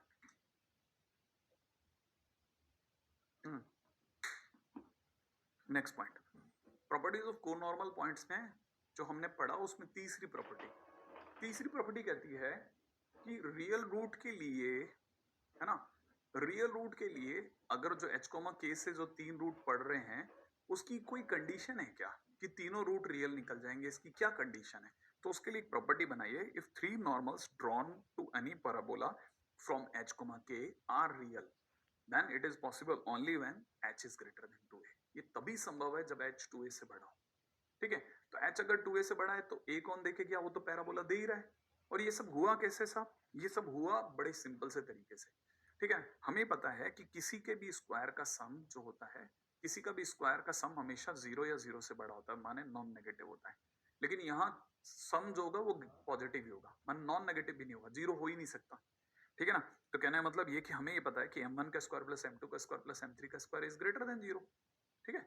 अच्छा, अब हमें ये भी पता है कि हम चाहें तो m1 square plus m2 square plus m3 square की जगह ये भी लिख सकते हैं। मैथमेटिकली हम यहाँ भी सही है। अच्छा, लेकिन हमें ये पता होना चाहिए कि हमने 3 बातें पढ़ी थी साहब, m1 plus m2 plus m3 is equal to 0 पढ़ के आए थे थोड़ी देर पहले। दूसरी चीज हमने ये पढ़ा था कि m1 m2 plus m2 m3 plus में m3 m1 की वैल्यू कितनी थी? माइनस का, ओहो कैसी बातें कर दी, 2a minus h by a थी। और साथ में तीसरी चीज पढ़ी थी m1 m2 m3 is equal to minus का k बाई a, पढ़ा था ना? हाँ, तो मैं इसकी जगह पे ये वैल्यू पुट कर देता हूँ। तो जैसे ही मैं ये वाली वैल्यू 0 रखता हूँ और इसकी जगह रखता हूँ, तो 0 माइनस इसको इतना, जहां पर a पॉजिटिव 0 में चला जाएगा, ये 2 भी 0 में चला जाएगा और माइनस की वजह से साइन ऑफ इनइक्वालिटी चेंज हो जाएगा। तो फाइनली हमारे पास में h minus 2a is greater then 0 दिखेगा। इसका मतलब h is greater than 2a। Clear है? तो इसका मतलब हमें क्या समझ में आ गया? हमें समझ में आया कि it is real only when, ये पॉइंट रियल तभी होगा जब h 2a से बड़ा होगा। अब लोगों ने इसे कैसे देखा? लोगों ने देखा ये फोकस है, ये a 0 पे होता है, तो इतनी दूरी और चल के 2a, 0 होगा। अगर हमारा ये h is equal to 2a है, यहां पर h बोले तो x is equal to 2a है, और अगर हमारा x बोले तो h अगर इस 2a के पास पार वाले रीजन में कहीं पे भी मिलता है, तो इस रीजन में, इस रीजन से के किसी भी पॉइंट से जिस दिन भी हम नॉर्मल डालेंगे, तीनों नॉर्मल रियल आएंगे, माने तीनों नॉर्मल वास्तविक आएंगे। ठीक है? अदरवाइज याद है ना मैंने क्या कहा था, या तो एक नॉर्मल बनेगा या तीन बनेंगे। तीन कब बनेंगे? जब h is greater than 2a होगा। तो याद रखना बहुत जरूरी चीज, h, k must lie in the shaded region. कौन सा शेडेड रीजन? ये जो वैसे मैंने बनाया था, लेकिन अब आपको दिख ही रहा होगा।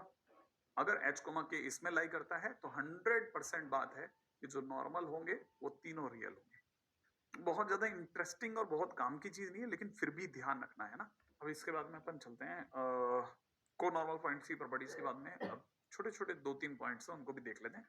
ठीक है, चैप्टर वाइंड अप करने से पहले देखिए, पहले तो chord of contact. Chord of contact हमने सर्कल में ही पढ़ा था। कॉर्ड ऑफ कांटेक्ट अगर आपको याद हो तो बहुत बढ़िया, नहीं तो मैं यहाँ पे याद दिला देता हूँ। सर्कल के दौरान हम लोगों ने ये पढ़ा था कि अगर बाहर के पॉइंट से कितने टेंजेंट खींचे हंसते हैं, 2।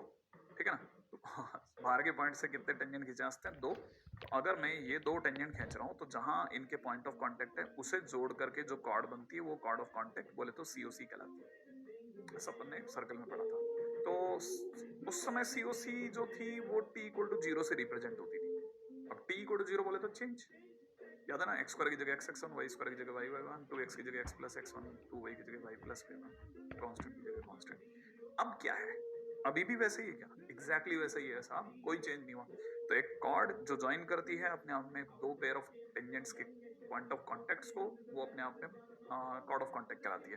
ठीक है, तो chord joining two points of contact of a pair of tangent drawn from any external point is known as chord of contact. तो फर्स्ट ऑफ ऑल इसके लिए एक्सटर्नल पॉइंट होना जरूरी है। ठीक है ना? मतलब बाहर से ड्रॉप होते हैं दोनों के दोनों पेयर ऑफ टेंजेंट, और शक्ल जो है वो अपने आप में कुछ हद तक ऐसी होगी, बाहर के पॉइंट से दो टेंजेंट खींचे और ए और बी को जोड़ने वाली कॉर्ड अपने आप में कॉर्ड ऑफ कॉन्टेक्ट कहलाएगी। ठीक है? अच्छा, किस पॉइंट से ड्रॉप हुआ? ये सारी कहानी किस पॉइंट से चली? एक्स1 y1 से। एक्स1 y1 से क्या हुआ था? पेयर ऑफ टेंजेंट गिरे, माने दो टेंजेंट गिरे, उनको जहां जहां पीओसी माने पॉइंट ऑफ कांटेक्ट आया, उनको जोड़ने वाली जो कॉर्ड होगी वो अपने आप में कॉर्ड ऑफ कांटेक्ट कहलाएगी। ये हमने सुन लिया। ओके, है ना? अच्छा, वापस याद दिला दूं, ये t इक्वल टू 0 से रिप्रेजेंट ही होती है, इसमें कोई चेंज नहीं है। अब y square is equal to 4x के लिए बात करी है, तो y square is equal to में इसे अपन 2a इंटू 2x बोलते हैं, याद है? फिर 2x की जगह x प्लस x1 लगा देंगे। तो जैसे ही मैं लगाऊंगा तो यहाँ y स्क्वायर की जगह हो जाएगा y/1 इज इक्वल टू में 2a ब्रैकेट में x प्लस x1। या तो आप इसे कॉर्ड ऑफ कॉन्टेक्ट बोलिए, ठीक है ना? ये आपकी कॉर्ड ऑफ कॉन्टेक्ट हो गई, या आप इसे एक तरफ ले जाओ, ये कॉर्ड ऑफ कॉन्टेक्ट है। अब इसमें दो बातें ध्यान रखनी है। कौन कौन सी दो बातें याद रखनी है? कि t इक्वल टू 0 बोले तो y/1 इज इक्वल टू में 2a x plus x1 is chord of contact. ठीक है, तो अब यहाँ के दो बातें क्या याद रखनी है? पहला, if x1 y1 is outside parabola, भूलना नहीं है बात, है ना? Outside parabola, then p equal to 0 is chord of contact. ठीक है, सेकेंड, अगर यही x1 y1 इज, है ना, ऑन पैराबोला, ये खुद ही पैराबोला पर हो, is on parabola, then p equal to 0 is, फिर वो कॉर्ड ऑफ कॉन्टेक्ट नहीं कहलाएगी, क्या कहलाएगी? Tangent. Then t equal to 0 is tangent. माने t इक्वल टू 0 टेंजेंट भी होती है और कॉर्ड ऑफ कॉन्टेक्ट भी होती है, याद रखना, है ना? बिल्कुल अपने दिमाग से बिल्कुल अच्छे से भर लेना कि हमारे लिए सारा खेल है कि ये पॉइंट कहाँ है। ठीक है, तो x1 y1 सारा खेल है, इसकी 3 रोल हैं। ठीक है ना? कौन कौन से 3 रोल हैं? अगर ये ऑन पैराबोला है, माने पैराबोला पर ही है, तो t इक्वल टू 0 जो होगी वो टेंजेंट की कहानी दे देगी। अगर ये आउटसाइड पैराबोला है, ठीक है ना, आउटसाइड पैराबोला है, then t equal to 0 is chord of contact. अगर ये इनसाइड पैराबोला है, अगर पॉइंट जो है वो इनसाइड पैराबोला है, then t equal to 0 is polar. ठीक है, और ये हमारे लिए खेल नहीं है, हमारे सिलेबस से बाहर है। तुम्हारे को तो बेसिकली देखना ही नहीं है, तो बेसिकली दो चीजों पे दिमाग लगा के रखना कि t इक्वल टू 0, और t इक्वल टू 0 बनाना कोई मुश्किल वाली बात नहीं है। तो t इक्वल टू 0 तो सोचा जा सकता है। अब क्वेश्चंस करते हैं इसके, देखते हैं क्वेश्चन कैसे आने वाले। ठीक है, tangents are drawn to the parabola at the points where the line this meets the parabola. Okay, tangents draw किए गए हैं इस पर, a की वैल्यू अपने को दिख गई 4 है। ठीक है, जहां ये लाइन पैराबोला को मिलती है। ओके, ये वो लाइन है जिसके बारे में हमने उम्मीद करी थी, ये वो लाइन है जो पैराबोला को ए और बी पे मिल रही है। ओके, अब ये कह रहा है इस पर टेंजेंट बनाए गए, माने टेंजेंट इस पे बनाए गए, ए और बी पे टेंजेंट बन गए, दिख गया। तो अब ये दोनों टेंजेंट जो बने, क्योंकि दो पॉइंट पे दो टेंजेंट बन सकते हैं, तो वो आकर के कहाँ मिले, x1 y1 पर मिले। तो कहता है बताइए x1 y1 क्या रहेगा। अच्छा, अब यहां हम क्या करेंगे, प्लानिंग क्या है हमारी। प्लान बहुत सिंपल है। x1 y1 की नजर में ये जो 2x प्लस 3y माइनस 1 है ना, ये कॉर्ड ऑफ कॉन्टैक्ट है। हम अपना cord of contact x1 y1 की टर्म में ले आते हैं, उसको 2x प्लस 3y माइनस 1 से कंपेयर करवा देते हैं, x1 y1 बाहर आ जाएगा। क्या क्या क्या क्या क्या, देखो ये लाइन COC है, x1 y1 के लिए क्या है, कॉर्ड ऑफ कॉन्टैक्ट है। ठीक है, तो प्लान ये है, हम अपना कॉर्ड ऑफ कॉन्टैक्ट ला रहे हैं। ठीक है, तो chord of contact for x1 y1 क्या होगा। हमें पता है chord of contact is t equal to 0, Y square की जगह लिख लेते हैं y1। अच्छा, ये जो है ना 16x में से 2x अलग कर दें तो 8 इंटू 2x होगा, तो 8 की जगह 8 और 2x की जगह x प्लस x1 लिख दिया। थोड़ा जमा के लिख देते हैं, 8x माइनस y1 प्लस का 8x1 इक्वल टू 0। ये हमारी कॉर्ड ऑफ कॉन्टैक्ट हो गई, हमारी। बट सरकार की नजर में तो ये हमारी कॉर्ड ऑफ कॉन्टैक्ट है, याद रखना, हमारी। ठीक है, अब सरकार की नजर में कॉर्ड ऑफ कॉन्टैक्ट कौन है, कॉर्ड ऑफ कॉन्टैक्ट जो सरकारी है वो है कौन सी, 2x plus 3y minus 1 equal to 0। क्योंकि दोनों ही कॉर्ड ऑफ कॉन्टैक्ट हैं, तो आओ भाई कंपेयर हो जाए। तो कंपेयर कैसे कर सकते हैं, हम ऐसे कंपेयर करेंगे, हम करेंगे कंपेयर करते समय पर x के कोफिशिएंट 8/2, y का कोफिशिएंट माइनस का y1/3, और इधर constant to constant 8x1 upon -1। अच्छा, ये दोनों कैंसिल आउट होके 4 दे रहे हैं। जिस दिन मैं इन दोनों को मिलाऊंगा उस दिन y1 की वैल्यू माइनस का 12 आ जाएगी, एक काम खत्म।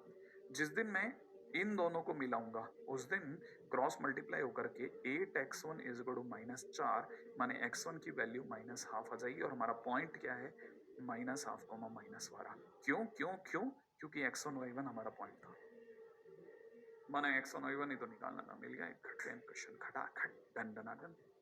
ये क्या तरीका है, बिल्कुल प्रॉपर यही तरीके से क्वेश्चन होते हैं हर बार। ठीक है ना, तो हर बार क्या करना है, अपनी COC लाओ, सरकारी COC को मैच करो, कंपेयर करो, पॉइंट आ जाएगा बाहर। ठीक है, अब इसी तरह का छोटा सा और एक और टाइटल है, उसके ऊपर बात करते हैं। ठीक है, that is pair of tangent. ठीक है, अभी पेयर ऑफ टेंजेंट क्या है, पेयर ऑफ टेंजेंट है, अभी तो पेयर ऑफ टेंजेंट देखा ही था। पेयर ऑफ टेंजेंट हमने सर्कल में भी देखा था, उस पर भी याद दिला देता हूँ। सर्कल के दौरान हमें पता है एक्सटर्नल पॉइंट से दो टेंजेंट डाले रास्ते हैं, इन दोनों टेंजेंट्स की कंबाइन इक्वेशन को एक साथ बोलना पेयर ऑफ टेंजेंट कहलाता था, कंबाइन। ठीक है, तो हम उसे कंबाइन फॉर्म में SS1 is equal to T square बोलते थे, आज भी SS1 is equal to T square ही बोलेंगे, डोंट वरी। तो अगर बाय द वे T1 और T2 अपने आप में पेयर ऑफ टेंजेंट हैं किसी एक्सटर्नल पॉइंट x1 y1 से, जो कि ऐसे दिख रहा है, x1 y1 से दो टेंजेंट अगर गिर रहे हैं, तो हमसे कोई अगर इनकी कंबाइन इक्वेशन मांगेगा तो pair of tangent SS1 is equal to T square ही होगी, कंबाइन इक्वेशन। बार बार बोल रहा हूँ, कंबाइन इक्वेशन कितनी होगी, SS1 is equal to T square. अब यहां बता देता हूँ S कौन, पैराबोला। S कौन है, पैराबोला। लेकिन S लिखते टाइम पे हम इसे ऐसे लिखेंगे y² - 4x, इस तरह की चीजों को ध्यान रखना। अब S1 क्या करते हैं, S1 लिखने के लिए जहां जहां x और y है वहां x1 y1 लिख देते हैं, तो ये हो जाएगा y1 का स्क्वायर माइनस 4ax1। जीरो मत कर देना, S1 एक वैल्यू होती है। अच्छा, अब t का मतलब होता है चेंज, वो मैं आपको सिखा चुका हूँ, y1 माइनस का 2a x प्लस x1। तो हम वो तीनों चीजें जिस दिन इसमें भरेंगे ना, S1 और t तीनों जिस दिन मैं उठा करके इसमें रखूंगा, ये तीनों उठा करके जिस दिन मैं इसमें रखूंगा, तो मेरे पास में SS1 is equal to T square की फाइनली ये वैल्यू आएगी, जिस दुनिया कहेगी कि आपने SS1 is equal to T square लिखा है। लेकिन ये थ्योरी किसी काम की नहीं है। क्यों? क्योंकि इससे कुछ नहीं होने वाला। आपके दिमाग में फिट होना चाहिए SS1 is equal to T square, that's it. और क्वेश्चन कैसे होते हैं? बहुत मस्त होते हैं, बिलीव इट और नॉट, बहुत आसान क्वेश्चन होते हैं। इस पर अक्सर एक क्वेश्चन दुनिया में फेमस है, वो है angle between pair of tangent. वही सर्कल में भी आता है, वही पैराबोला में भी आता है, वही इलिप्स में भी पूछेंगे। क्या? एंगल। एंगल, हाँ, क्यों? क्योंकि अक्सर वो आपसे एंगल पूछ सकता है। और एंगल के लिए फार्मूला क्या होता है? एंगल के लिए फार्मूला होता है tan inverse 2 root H square minus A B upon A plus B. और ये सुनते मुझे पता है कई लोगों को अचानक से हॉट सीट वाली फीलिंग है, अरे सर ये कहाँ देखा था? ये देखा था पेयर ऑफ लाइंस में, पेयर ऑफ स्ट्रेट लाइंस में। तो पेयर ऑफ स्ट्रेट लाइन में जब दो लाइनें एक साथ होती है ना, तो उन दोनों के बीच का एंगल निकालने के लिए ये यूज करते हैं। यहाँ भी तो पेयर ऑफ स्ट्रेट लाइन है, कंबाइन इक्वेशन का क्या मतलब होता है? अच्छा, कैसे आएगा क्वेश्चन? आओ मिलाते हैं, देखो। अगला क्वेश्चन करते हैं, है ना? इस क्वेश्चन को देखिएगा। क्वेश्चन बहुत बहुत प्यारा सा क्वेश्चन है। Find the angle between the tangents drawn from the point 1,4 to the parabola y square is equal to 4x, है ना?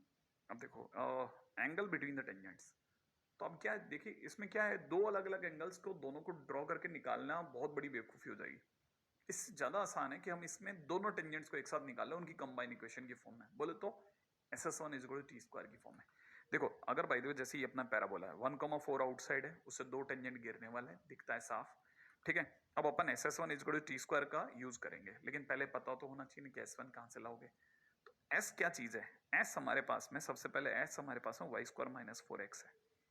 S1 निकालने के लिए मुझे क्या करना है भाई? मुझे y की जगह पर 4 और x की जगह पे 1 रख देना है। तो जैसे मैं ऐसा रखूंगा तो 4 का स्क्वायर माइनस 4 इंटू 1 बोले तो 12 आ जाएगा। अब t कैसे लाओगे सर? भाई t लाने के लिए कुछ नहीं करना होता, t लाने के लिए y स्क्वायर की जगह y1, है ना, और फिर माइनस 4x में से 2 अलग कर लो और 2x की जगह x प्लस x1 लिख दो। और x1 y1 ये पड़ी है, तो आप भरना चालू करो तो आपको पता चलेगा ये मिल जाएगा, बोले तो t आ जाएगा। अच्छा, अब अपने पास S आ चुका है, S1 आ चुका है, T आ चुका है, तो फिर क्या करना है? फार्मूले भर दो, SS1 is equal to T square. तो मैं S की जगह पर S भरता हूँ, S1 की जगह 12 और T की जगह ये भर देता हूँ, स्क्वायर है। देखो दो बातें तो पक्की है, इसमें से 2 कॉमन आ सकता है, तो 2 जिस दिन कॉमन आके बाहर गिरेगा 4 बनेगा, पता है ना, स्क्वायर है तो बाहर आके 4 बनेगा। 4 आते ही 12 को उड़ा देगा, ठीक है। ये जैसे उड़ाएगा 12 को, ये 3 टाइम्स रह जाएगा और 3 टाइम्स जो होगा सो खोल देंगे। अच्छा, इधर अपने पास में परफेक्ट स्क्वायर है, a प्लस बी प्लस सी का स्क्वायर तो खोलना आता है ना आपको, बस आपने वैसे खोलना है। खोलने के बाद सारे सामान को एक तरफ ले चलो LHS में, तो जैसे ही लेके जाओगे ऐसा कुछ बन जाएगा। अब ये दिखने में और गंदा लग रहा होगा आपको कि सर भारी हो गया, नहीं नहीं कोई भारी नहीं हुआ। आप में से कई लोग अच्छे से जानते हैं ये अपने आप में ax square plus bx plus by square ax square plus by square plus 2hxy plus 2gx plus 2fy plus c equal to 0 जैसा बन गया। कंपेयर करना आता है, दिखता है साफ, a की वैल्यू 1 है, b की वैल्यू 1 है और 2h की वैल्यू जो है वो -4 है, 2g की वैल्यू 14 है, 2f की वैल्यू -4 है, c की वैल्यू 1 है। हमको सिर्फ a b और h से मतलब है। क्यों क्यों क्यों क्यों? क्योंकि हमें निकालना है एंगल।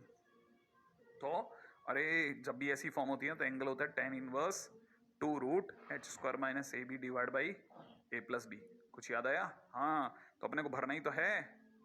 अरे भाई h की जगह भर देते हैं, h का स्क्वायर बोले तो 4 माइनस ए बी माने इन दोनों का मल्टीप्लीकेशन 1, नीचे 2, काटा कोटा मचा के √3 आ जाएगा। अब यहां समझना, √3 आते ही आपका दिमाग कहेगा tan थीटा √3 60 डिग्री पे होता है, लेकिन रुकना, ये 60 डिग्री इस साइड से होगा, लेकिन हमें तो इस साइड से बताना चाहिए। क्यों? क्योंकि एंगल टूवर्ड्स पैराबोला।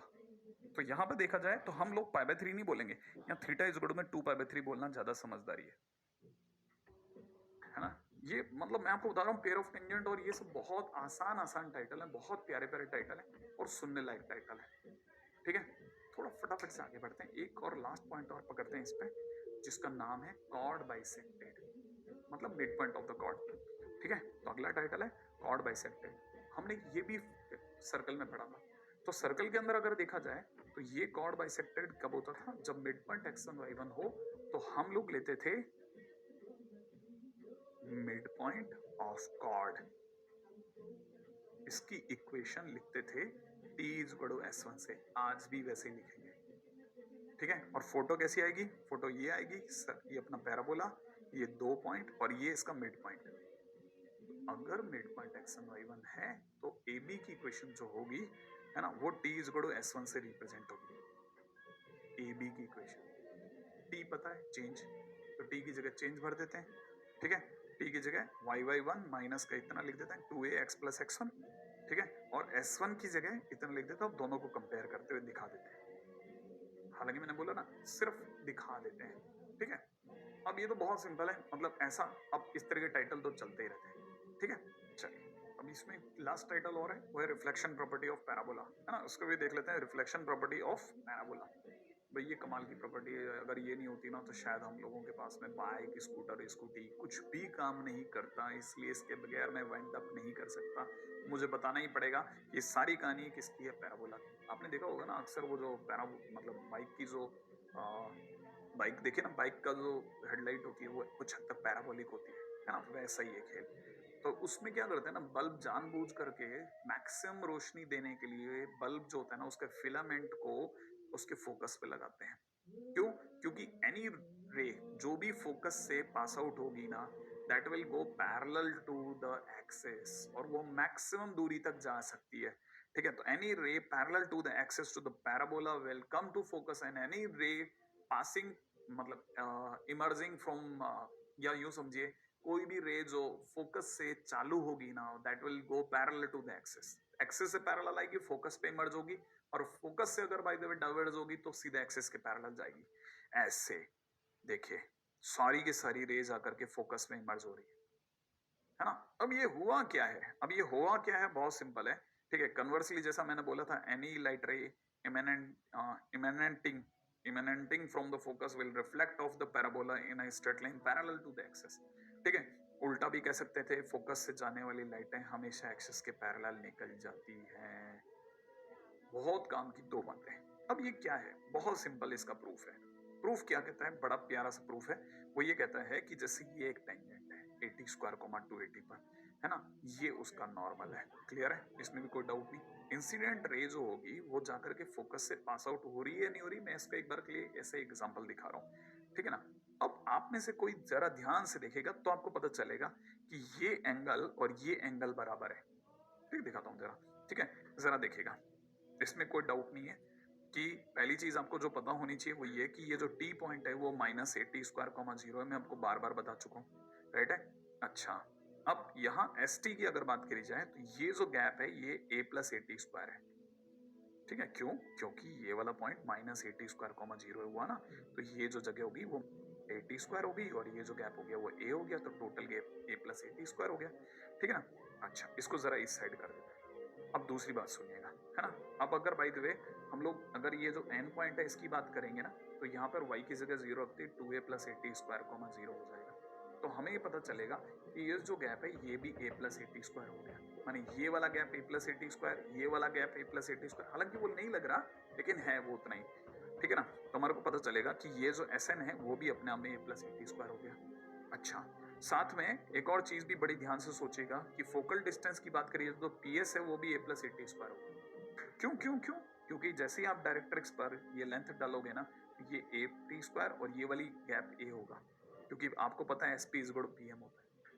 तो अगर देखा जाए तो PS की वैल्यू भी उतनी होती है जितनी PM की वैल्यू, बोले तो a प्लस 80 स्क्वायर। अब इन तीनों चीजों को मिला करके हम लोगों ने पता करा कि हमारे लिए ST, SN और PS तीनों की वैल्यू a प्लस 80 स्क्वायर है, ठीक है। अच्छा, अब जरा एंगल के हिसाब से देखते हैं। हमें ये पता चल गया कि ये a प्लस 80 स्क्वायर, ये गैप a प्लस 80 स्क्वायर, माने ये जो ट्राइंगल बन रहा है ये अपने आप में आइसोसेलेस ट्राइंगल है।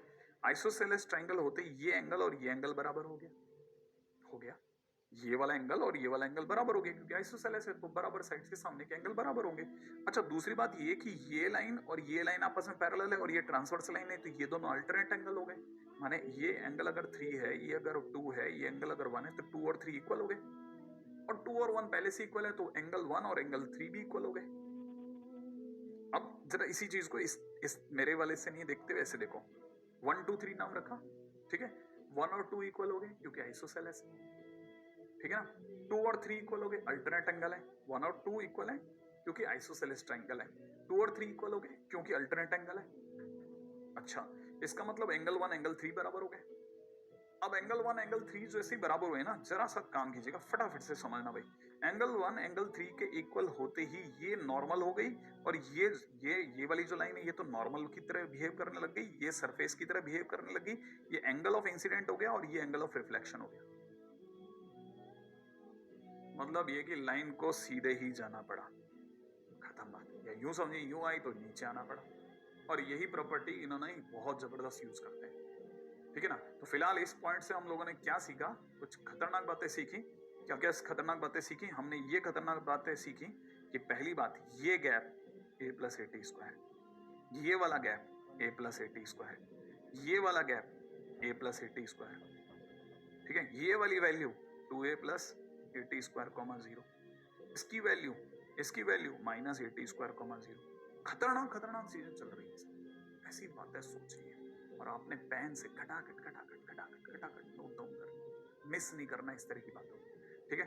चलिए अब चलते हैं, है ना। आज के दिन पे अपन ने पैराबोला को काफी हद तक समेट के रख दिया है, ठीक है। हालांकि चीजें तो कभी खत्म नहीं होती, हर चीज एंडलेस है, लेकिन हमने काफी हद तक कंट्रोल में लगा दिया है हर तरह की चीजों को। और अब बस अलविदा लेने का समय, आपसे वही शानदार मैसेज के साथ में। मैं तो हर बार बोलता हूँ, मेरे को तो लगता है शायद ये बहुत बड़ा अपने यहाँ पे परिवर्तनकारी मैसेज है ना। तो चलिए साहब, ओके, माता पिता की खूब सेवा करनी है, और भाई बहनों से प्रेम बनाए रखना है, नोकझोंक तो खैर चलती रहती है, और दोस्तों से हिंसा हिंसा से दूर रहना है। जय हिंद।